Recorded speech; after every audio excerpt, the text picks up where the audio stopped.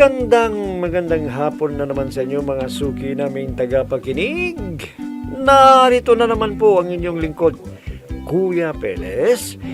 At ako po muli ay inyong makakasama sa loob ng kalahating oras. At syempre, kasama pa rin natin mga kaibigan, ang ating mga artista sa radyo na siyang nagbibigay buhay sa ating mga napipiling liham sa araw-araw. At ang liham nating napili ay galing sa isa nating masugid na taga-subaybay.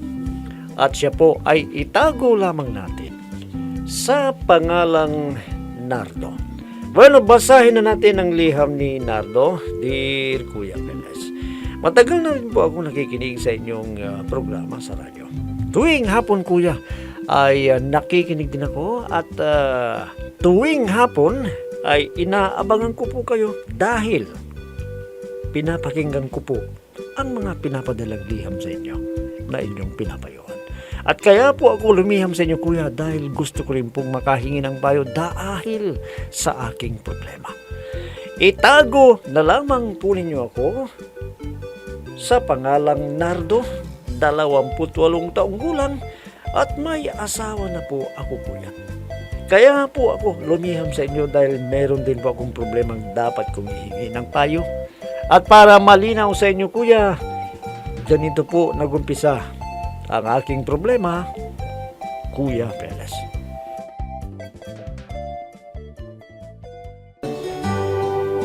Grabe naman ang pamilyang yan. Hindi man lang nila hinaan ng video ko nila. Hindi tuloy ako makatulog. May birthday yata yung anak nilang bunso. Kahit na. Dapat hinaan naman nila ang volume. Masyadong malakas. Hayaan mo na. Minsan lang naman sa isang taon ang birthday Kahit na. Dapat alalay lang nila ang lakas. Paano makakatulog ang mga kapitbahay niyan? Lalo na ako, may pupuntahan pa naman ako bukas. Kaya kailangan na maaga kong matutulog sana. Di takpan mo na lang yung dalawang tainga mo. Ano? Puntahan mo nga at sabihin mo, hinaan naman nila kahit konti lang. Ayoko nga, nahiya ako. Kapag akong pumunta dyan, ewan ko kung anong mangyayari. Ha? Anong ibig mong sabihin? Kapag ako'y nainis, babatuhin kang bahay nila. Maniwala ka sa Ay, akin. naghahanap ka ba ng gulo? Sila Hindi nila alam kung nakaka-perwisyo na sila o hindi. Sige. Ako na lang ang pupunta. At sasabihin ko na hinaan nila ang video okay nila. The greatest gifts there is just too small.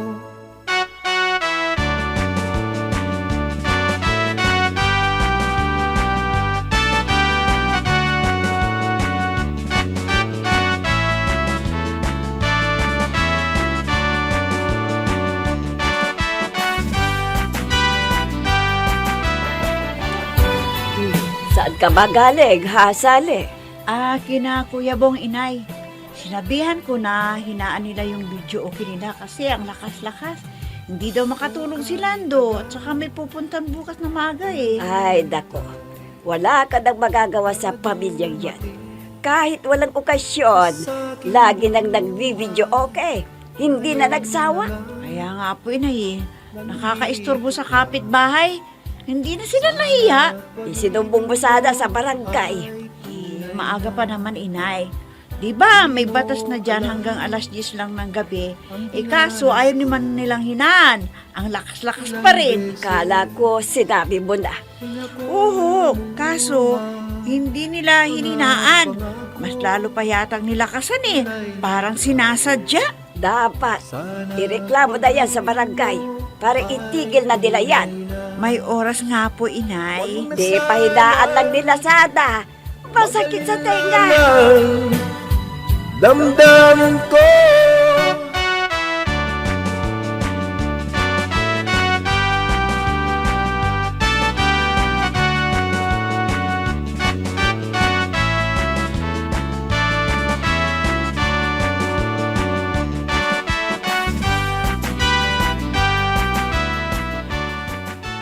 Nabibwisit ako dito sa mga kapitbahay natin, Elman.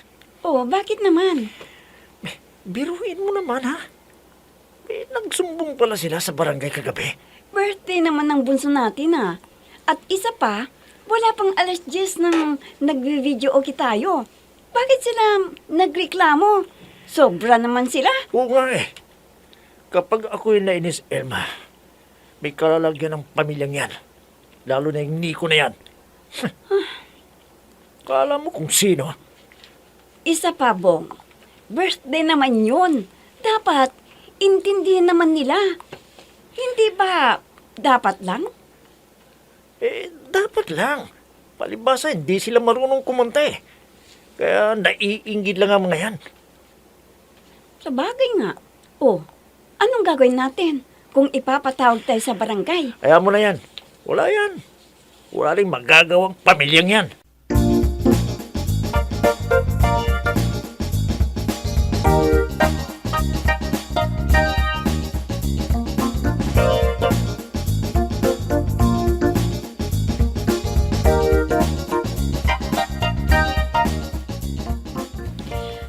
Ate, pasensya na kayo kagabi ha. Dahil maaga kasing papasok yung asawa ko sa trabaho. Kaya nga nagpunta ako dito sa inyo at pinapasabi ni Lando na kung maaari, hinaan nyo yung video okay ninyo. Maaga pa naman eh. Wala pang alas 10 ng gabi. Oo nga po ate, hindi po naman namin sinasabi na itigil ninyo yung pag-video okay ninyo. Ang hiling namin, hinaan nyo kahit konti. Ang lakas kasi. Ang sabihin nyo, wala kayong pakisama. Birthday yon, Salve. Minsan lang sa isang taon. Naiintindihan ko yun ate. Ang lakas kasi dun sa amin eh. Hindi rin kami makatulog. Maaga kami kasi na natutulog dahil kinabukasan may trabaho. Bakit pa kayo nagsumbong sa barangay? Pinuntan pa kami ng mga tanod kagabi. Napaya tuloy kami. Pasensya ka na talaga ate. Pasensya, pasensya. Kung gusto ninyo kapag birthday rin ng anak mo, magbi-video okay din kayo. Palibhasa kasi, walang marunong kumanta sa inyo. Hindi naman sa ganun ate. Hindi lang kami talaga mahilig sa video okay. Nako, talagang walang marunong kumanta sa inyo. Yon ang sabihin mo.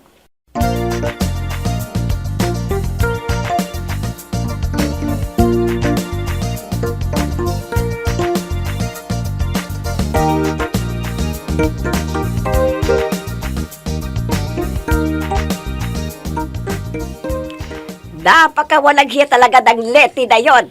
Oo nga po inay eh. Sinabi pang wala daw marunong kumanta dito sa atin. Tingnan mo.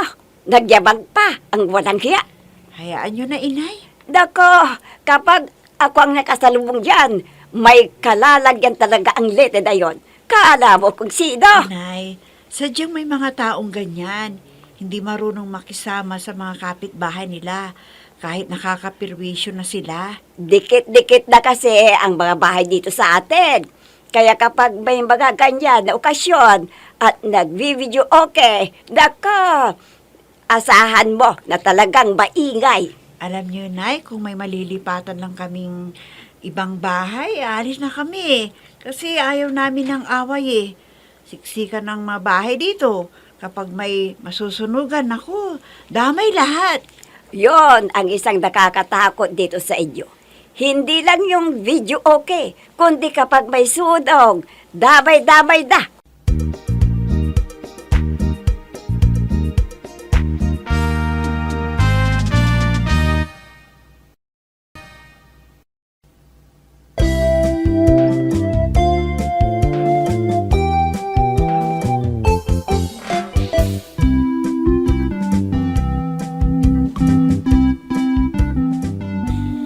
Problema na naming matagal dito, kuya.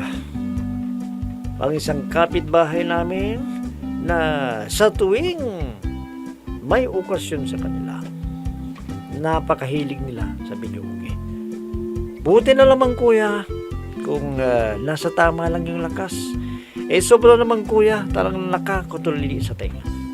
Dikit-dikit kasi kay kuya ang aming bahay dito, kaya kaunting lakas lang talagang maiistorbo ka. Minsan, kuya, ay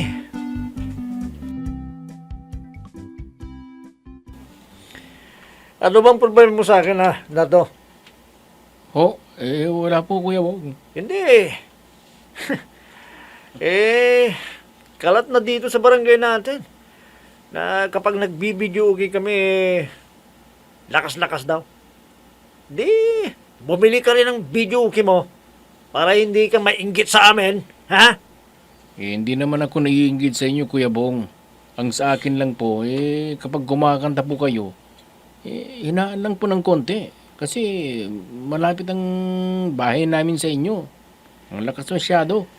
Ikaw lang naman kasi nagre-reklamo dito sa atin eh. Meron pa ba? Ikaw lang. Hindi lang naman ako nagrireklamo, Kuya. Wala. Ikaw lang yung nagre-reklamo. Oy, uli-ulit. Huwag ka nang magsusumbong sa barangay ha. Dahil may kalalagyan ka sa akin. Tandaan mo yan. Kuya Bong,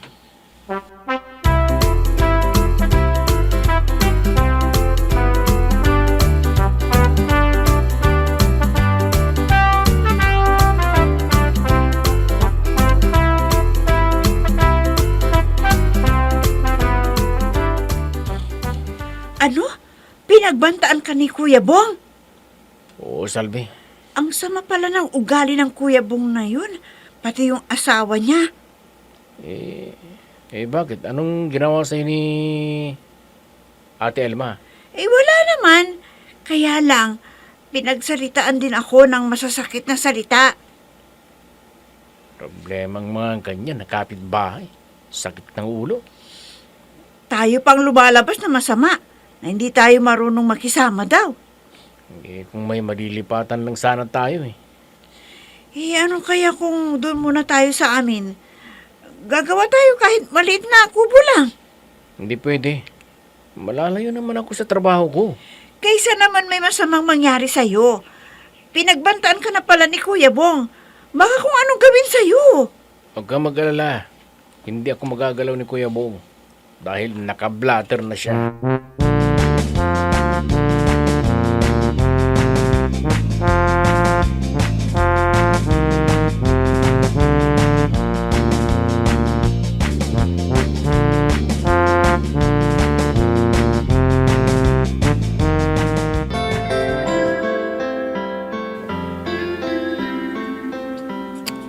Ayan na naman oh. Ang lakas na naman ng patugtog nila sa video okay nila. Talaga bang wala nang kinatatakutan ng Kuya Bong na yan? Ewan ko ba? Nananadya yata sila eh. Hindi yan tatakot kina Kapitan ha. Pinagsabihan na nila. Napupun na ako sa Kuya Bong na yan. Nando, ano ka ba? Kapag pinatulan mo yan, talo ka. Hindi na dapat pinapatulan ng mga ganyang klaseng tao. Nananadya na eh. Wala namang nag-birthday dyan eh. Hindi man lang nila hinaan. Dapat kasi magkaisa lahat ng mga kapitbahay niya para mapalayas ng Kuya Bong na yan. Wala eh. Takot yata sila. Tayo lang yata ang may lakas loob na sabihin sa kanila na nakakaistorbo yung pagbibidyo o nila. Ang lakas-lakas. Ay, naku. Habaan ko pang pasensya ko para hindi ako kapanakit ng tao. Dahil kung hindi, makapatay na ako. Ano ka ba? Sinabi ng habaan mo ang pasensya mo. Pag mangyari yan, aywang ko lang. Baka mapasubo ka. Kulungan ang bagsak mo yan.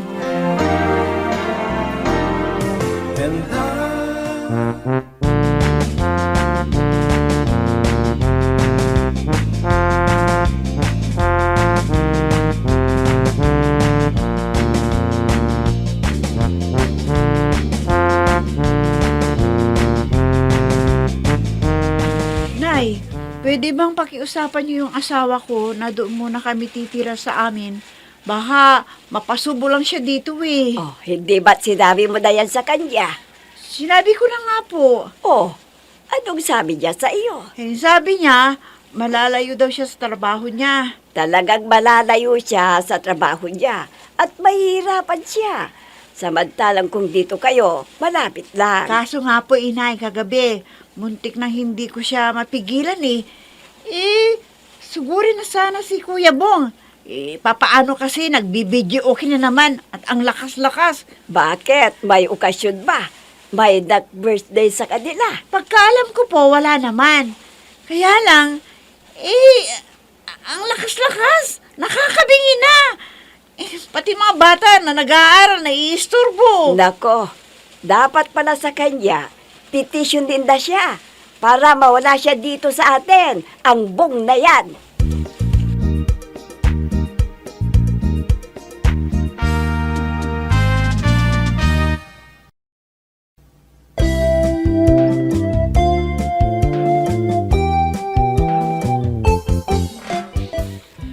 Muntik na kuya na sugurin ang aking asawa, si Kuya Nico, dahil sa lakas ng pagpapatugtog niya ng video nila. Tama naman kuya, pati yung mga batang nag-aaral, naiisturbo. Halos magkakadikit lang kami kuya, kaya kaunting ingay lang, talagang mabibingi ka. Hindi bali sana kuya kung my birthday, wala naman kuya. Kahit walang nagbe-birthday, kapag naisipan nila na kumanta, nagbibideo okay sila. Ito yung problema namin kuya dito sa aming lugar na magkakapitbahay. Kami lang ang naglalakas loob na magsabi sa kanila. Bagay kuya na nagagalit sila. Lalo na si Kuya Nico. Kuya, ano po ba ang dapat naming gawin para tumigil na sila? Sana po kuya ay mapayuhan ninyo ko sa aking inilapit na problema. Lubos na gumagalang Nardo. Alam mo, Nardo, talagang mapapasubo ka kapag ganyan yung mga kapitbahay mo na wala silang pakialam sa mga nangyayari sa kapaligiran nila, lalong-lalo na yung pang-i-istorbo nila sa video okay na yan. Hindi nyo lang alam, pati mga kapitbahay ninyo, may nasasabi na, hindi lang sinasabi sa inyo.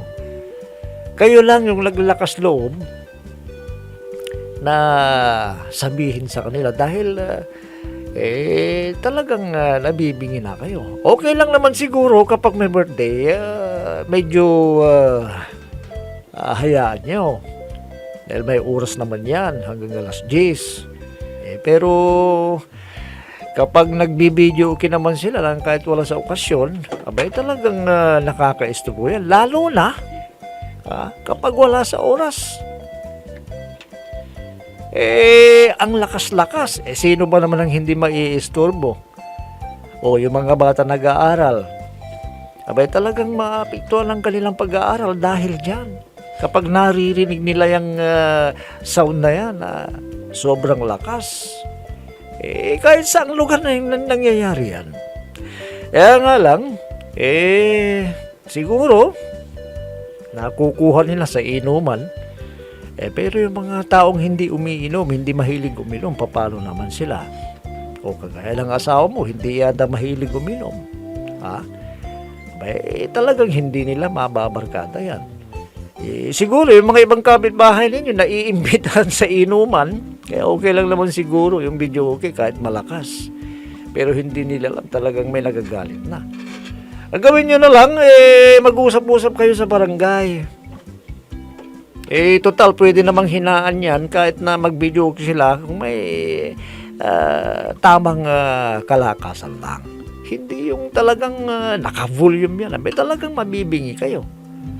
Siguro sa kanila, sa pamilya nila, nakasanayan nilang ganyan na talagang kahit malakas hindi sila naapektuhan, hindi nila iniisip yung mga kapitbahay nila na talagang naiistorbo. Siguro wala namang masama kung doon na kayo mag-usap sa barangay lang sa ganun kahit pa paano makapag-usap kayo ng maganda. Hindi yung hindi yan makukuha sa init ng ulo. Kagaya ng sinasabi, muntik ng sugurin ni Nardo yung bongla yan. Pati yung kapatid niya si Nico yata Abay, talagang pagtutulungan siya. Kaya ang mabuti pang gawin ninyo, mag-usap kayo sa barangay. Nardo. Nang sa ganun hindi na masyadong lumaki yung away nyo na yan. Magkakapit bahay kayo, intindihan kayo, intindihin yung bawat isa. Ha? Ayun na lamang, Nardo, ang masasabi ko dito sa problema mo. At sana magkaayos na kayo ng Bunglayan at saka si Nico. Bueno, hanggang bukas na muli mga kaibigan, sa ganito ring oras sa timpilan, inyong abangan at pakinggan ang programang Peles at your service.